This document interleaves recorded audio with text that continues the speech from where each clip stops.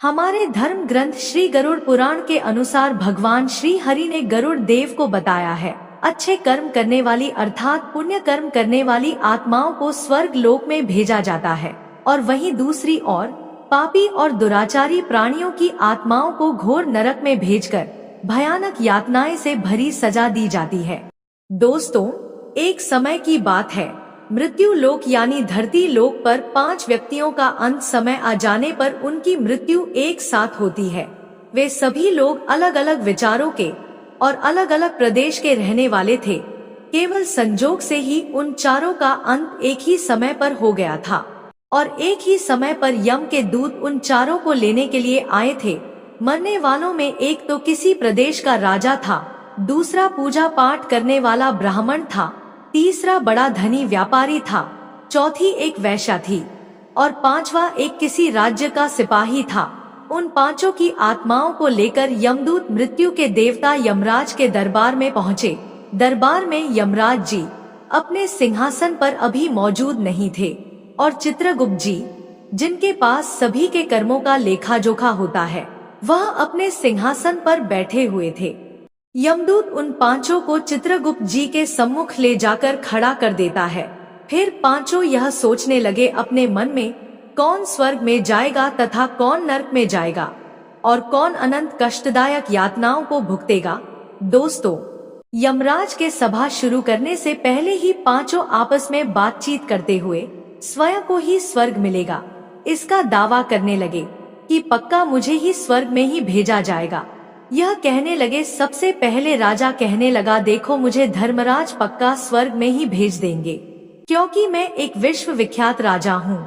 मैंने अपने जीवन में अनेक सद्कर्मों से धरती लोक पर खूब नाम कमाया है। चारों तरफ लोग मेरे अच्छे कर्मों की चर्चा करते हैं। कोई मेरे द्वार से खाली हाथ नहीं गया। जो भी आया मैंने उसे इतना दिया कि वह जीवन भर मेरा नाम नहीं भूल पाएगा। हर तरफ मेरे नाम का गुणगान हो रहा है। मेरे द्वारा किए गए दान से लाखों लोगों को खाने को अन्न मिला, रहने को आश्रय मिला। इसलिए मेरे कर्मों को देखते हुए धर्मराज मुझे पक्का स्वर्ग में ही भेजेंगे। तभी अचानक से बीच में ही ब्राह्मण देव बोल पड़े, यह बात मैं पहले से ही जानता हूँ। अरे भाइयों, क्यों व्यर्थ की बातें कर रहे हो? स्वर्ग में जाना कोई आसान काम नहीं है। स्वर्ग में जाने के लिए दान धर्म के साथ साथ पूजा पाठ करना ही पड़ता है।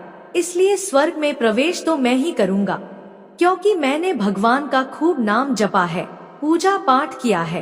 पूरा जीवन मेरा पूजा आराधना में बीता है।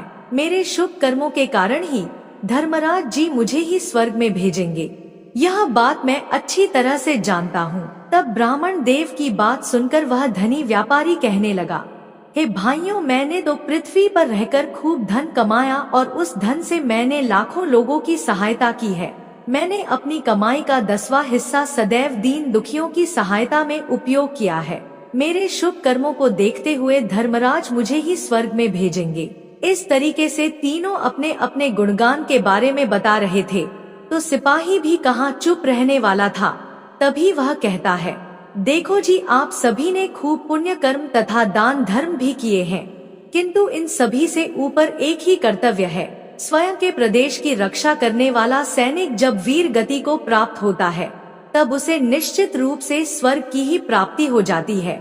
संसार का सबसे पुण्य का कर्म यही है, अपने राष्ट्र के लिए प्राण दान देना।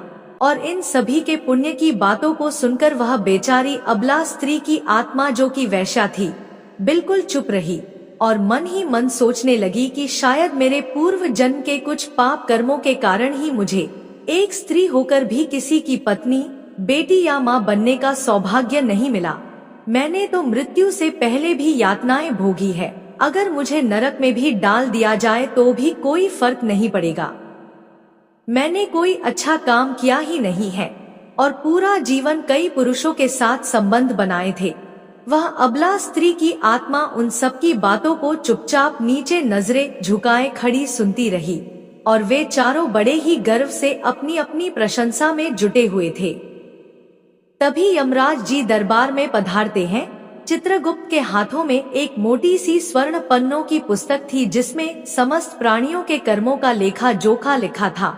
यमराज जी अपने आसन पर विराजमान होते हैं।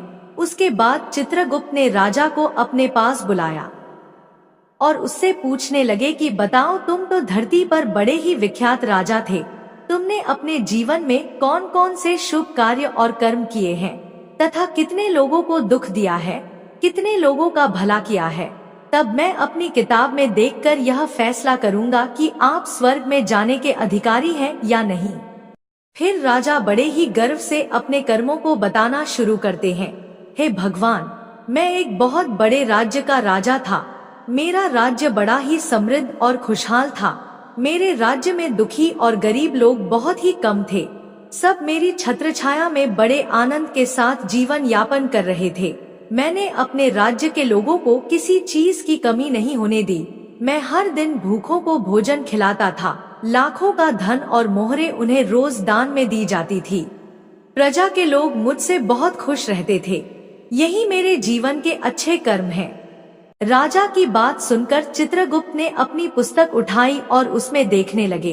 पुस्तक में देखकर उन्होंने राजा को बताया कि तुम जो कह रहे हो वह सर्वथा सत्य है। तुमने अपनी प्रजा को बहुत सुख दिया है, परंतु इसके साथ साथ तुमने बहुत बड़ा अपराध भी किया है। तुमने अपनी राज्य की सीमा को बढ़ाने के लिए जितने युद्ध लड़े हैं, उन युद्धों में हजारों लाखों की संख्या में सैनिकों ने अपनी जान गंवाई है। उन सब की मृत्यु का कारण तुम ही हो। उनके परिवार को, उनके बच्चों को अनाथ करने वाले तुम हो। उनके स्त्रियों को विधवा बनाने वाले भी तुम हो। उनकी माँओं की गोद भी सुनी करने वाले भी तुम ही हो। तुमने अपने ही सैनिकों के हजारों परिवारों को दुख दिया है। युद्ध लड़कर राज्य बढ़ाने से अच्छा था कि तुम अपने पड़ोसी देशों से मित्रता करके उनके साथ व्यापार बढ़ाते, तो आपका राज्य तब भी समृद्ध और संपन्न रहता। तुमने अपनी प्रजा को नहीं, सैनिकों को ही सुखी बनाया है। और जब तुम युद्धों को जीत गए थे, तब तुमने जीते हुए राज्य से तय सीमा से अधिक कर लेते हुए उनका आर्थिक शोषण किया और उन्हें गुलाम बनाया। हारे हुए राज्य की स्त्रियों और बच्चों पर तुम्हारे लोगों ने अत्याचार किए। यह सब अत्यंत निंदनीय है, इसलिए तुम स्वर्ग के अधिकारी नहीं हो। यह बात सुनकर राजा चुपचाप पीछे हो गया। उसके बाद पंडित जी को आगे बुलाया और पूछने लगे, तुमने अपने जीवन में कौन से अच्छे कर्म किए हैं? तब पंडित जी कहते हैं, हे भगवान, मेरा पुण्य यह है कि मैंने हजारों लोगों को ज्ञान दिया है, हजारों यज्ञों के अनुष्ठान को संपन्न कराया है। दिन रात मैंने ईश्वर का जप तप किया है, हजारों कन्याओं का विवाह कराया है, लाखों पिंड दान श्राद्ध कराए हैं, अनेकों के घरों में पूजा पाठ कराया है, अनगिनत लोगों का मार्गदर्शन किया है। इससे ज्यादा शुभ कर्म और क्या हो सकता है? तब चित्रगुप्त अपनी पुस्तक में देखकर बताते हैं, हे पंडित महाराज, यह सत्य है। आपने वास्तव में हजारों लोगों को ज्ञान दिया है, लेकिन उसी ज्ञान पर स्वयं कभी अमल नहीं किया। आपने सैकड़ों यज्ञ पूजा अनुष्ठान कराए, पर इसमें निस्वार्थ भाव से किया गया कोई कर्म नहीं था। तुम हमेशा से धन के लालची रहे हो, इसलिए तुम स्वर्ग में जाने के अधिकारी नहीं हो। अब तो उदास होते हुए पंडित जी भी पीछे हो गए। उसके बाद चित्रगुप्त ने व्यापारी से पूछा, आपने धरती पर कौन कौन से अच्छे कर्म किए हैं? तब व्यापारी कहता है, हे भगवान, मैंने धरती पर जितना धन कमाया उसका 10वां भाग अच्छे कार्यों में लगाया था। लाखों लोगों को भोजन कराया, कई आश्रमों को दान दिया है, कई बेघर लोगों को रहने के लिए घर दिया है, कई शहरों में मंदिरों का निर्माण कराया है, कई जगह पर धर्मशालाएं बनवाई हैं, प्रत्येक तीर्थ में भंडारे करवाए हैं। यही मेरे जीवन के अच्छे कर्म हैं। व्यापारी की बात सुनने के बाद चित्रगुप्त ने अपनी पुस्तक खोली, जिसमें उसके जीवन के सारे अच्छे बुरे कर्म लिखे हुए थे। तब चित्रगुप्त ने बताया कि देखो, तुम जो कहते हो वह सत्य है।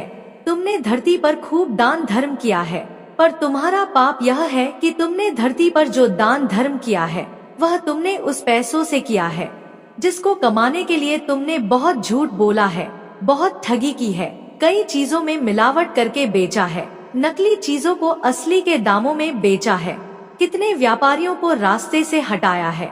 तुम्हारे इन कर्मों से अनजाने में कितने लोग बीमार होकर मर गए, कितनों ने आत्महत्या कर ली है, कितनों की मेहनत का पैसा तुम्हारे पास चला आया। उन सब लोगों की बद्दुआ तुम्हारे साथ है। तुमने जो कुछ भी अच्छा काम किया है वह कर्म शून्य होता है, इसलिए तुम्हारे पास भी तुम्हारा कोई शुभ कर्म नहीं है। तुम स्वर्ग में जाने के अधिकारी कदापि नहीं हो। चित्रगुप्त की बात सुनकर व्यापारी भी बड़ा उदास होकर पीछे हो गया। तब चित्रगुप्त ने सिपाही से पूछा, बताओ तुमने अपने जीवन में कितने पाप और पुण्य कर्म किए हैं। तब वह सिपाही गर्व के साथ कहता है, हे चित्रगुप्त जी, मैंने अपने राज्य के लिए भीषण युद्ध में अपने प्राणों की आहुति दी है, और प्राण दान करना सबसे बड़ा पुण्य का कर्म होता है। तब चित्रगुप्त जी कहते हैं, हे सिपाही, तुमने तो सबसे बड़ा पुण्य कर्म किया है, किंतु तुमने अपने पूरे जीवन में कई लोगों को अपने पद के बल पर सेनापति के रूप में बहुत सताया था। तुमने जबरदस्ती स्त्रियों के साथ अत्याचार किया है। तुमने अपने कार्य को करते समय केवल स्वयं के लालचवश इच्छाओं को पूर्ण किया था, और जब तुम युद्ध में गए थे तब भी तुमने अपने राजा से गद्दारी करते हुए प्रतिद्वंदी राजा से हाथ मिला लिया, जिस कारण से गुप्तचरों ने तुम्हें धोखे से मरवाया था। इसीलिए तुम्हें तो नरक में ही जाना पड़ेगा। और ऐसा सुनकर वहां खड़े चारों आत्माओं के पैर के नीचे से जमीन खिसक गई। चारों यमराज के इस न्याय से अत्यंत घबरा उठे। दोस्तों, अब बची थी केवल वह वेश्या स्त्री की आत्मा। यह देखकर वह बड़ी ही हैरान थी कि अब तक वह जिनको इतना महान समझ रही थी, उनमें से कोई भी स्वर्ग का अधिकारी नहीं रहा है, तो मैं कैसे स्वर्ग में जा सकती हूँ। मुझे तो स्वर्ग की कल्पना भी नहीं करनी चाहिए, क्योंकि मैंने तो ना कभी पूजा पाठ किया, ना कभी भगवान का नाम जपा, ना कभी दान किया था, नहीं किसी को अच्छा काम करने के लिए प्रेरित किया था। उल्टा धन की चाहत में अनेकों लोगों के साथ संबंध बनाए थे। वह वैश्या यह सब बातें मन ही मन सोच ही रही थी। इतने में ही चित्रगुप्त ने उसे आवाज लगाई। चित्रगुप्त कुछ पूछते उससे पहले ही वह वैश्या तो पहले से ही कहने लगी, है भगवान, मैंने धरती पर अनगिनत पाप किए हैं, कई पुरुषों से शारीरिक संबंध बनाए थे, शायद मैंने पूर्व जन्म में बहुत पाप किए होंगे, जिसके कारण इस जन्म में मुझे जबरदस्ती वैश्या बनना पड़ा। मैंने आज तक कोई पुण्य का कर्म नहीं किया था, लेकिन कुछ स्त्रियों को इस वैश्यागिरी से दूर करने के लिए वहां से भगाया जरूर था, लेकिन उसमें भी मैंने मेरे मालिक को धोखा दिया था। मैंने धरती पर भी नरक भोगा है और आगे भी नरक में ही जाने की हैसियत है, लेकिन हे प्रभु, मेरी एक अंतिम इच्छा है आपसे, यहाँ पर मैं स्वर्ग में तो नहीं जा पाऊंगी, लेकिन मैं एक बार स्वर्ग द्वार को अपनी आंखों से झांक कर देखना चाहती हूँ। इससे अधिक मेरी कोई इच्छा नहीं है, क्योंकि मैंने ऐसा कोई कर्म नहीं किया है जो कुछ देर के लिए ही मुझे स्वर्ग में पहुँचा दे। वैश्यागिरी करने के बाद लोगों की सेवा के लिए मेरे पास समय नहीं बच पाता था। मुझे तो मंदिर में जाने का भी अवसर नहीं मिला। फिर वैश्या की बात सुनकर चित्रगुप्त ने अपनी पुस्तक में देखकर पूछा, हे स्त्री, तुम जरा गहराई से सोचो, मनन चिंतन करके बताओ कि तुमने कभी तो कोई शुभ कर्म किया होगा। तब वैश्या अपने पूरे जीवन के घटनाक्रम को याद करती है। फिर उसे याद आता है और वह कहती है, एक बार मुझे बहुत तेज भूख लगी थी और मैं भोजन करने के लिए बैठी ही थी कि इतने में ही वहां एक बहुत कमजोर बीमार एक गाय अपने नवजात बच्चे के साथ मेरे द्वार पर आती है। वह ठीक से चल भी नहीं पाती थी। उसी समय वह गाय अपने बछड़े के साथ आकर मेरे द्वार के सामने बैठ गई और मेरी रोटी की ओर गौर से देखने लगी और अपने बछड़े को चाटने लगती है। तब मैं समझ गई कि वह गाय और बछड़ा बहुत ही भूखे हैं।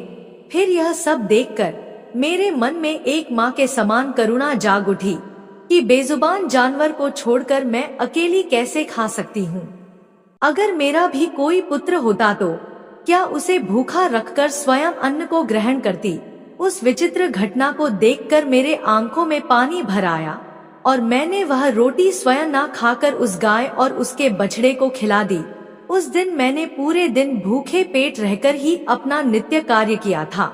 दोस्तों, वैश्या की बात सुनकर चित्रगुप्त मुस्कुराए और उसका हाथ पकड़कर बड़ी ही सम्मान के साथ उसे स्वर्ग में लेकर गए और बोले, वास्तव में आप ही स्वर्ग में रहने की अधिकारी हो। प्राणियों पर दया दिखाना ही सबसे बड़ा शुभ कर्म है। जो कोई भी मनुष्य निस्वार्थ भाव से कार्य करता है, वास्तव में उसका ही उसे सबसे बड़ा पुण्य मिलता है। निस्वार्थ भाव से किया गया जन कल्याण के लिए एक छोटे से छोटा काम भी आपके सैकड़ों पापों को नष्ट कर देता है, और गाय को रोटी खिलाने से सभी प्रकार के पाप नष्ट हो जाते हैं। मनुष्यों के द्वारा लालच, मोह और स्वार्थ के वशीभूत होकर किया गया शुभ या पुण्य कर्म भी फलदायी नहीं होता। इसलिए ध्यान रहे कि जीवन में अच्छे कर्म अच्छी भावना के साथ करना चाहिए।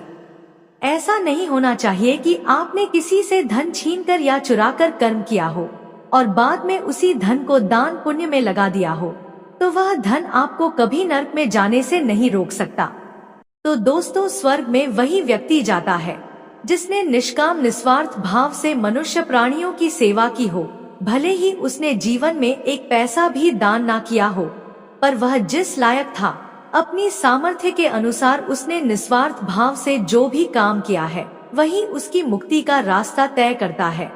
दोस्तों, कहानी पसंद आई हो तो वीडियो को लाइक शेयर करें। हमें आपके सहयोग की आवश्यकता है। कहानी चैनल ऑफिशियल को जरूर सब्सक्राइब करके बेल आइकन जरूर से ऑन कर लीजिए, जिससे नई वीडियो की नोटिफिकेशन आपको मिल सके। साथ ही कमेंट में जय श्री हरि अवश्य लिखें।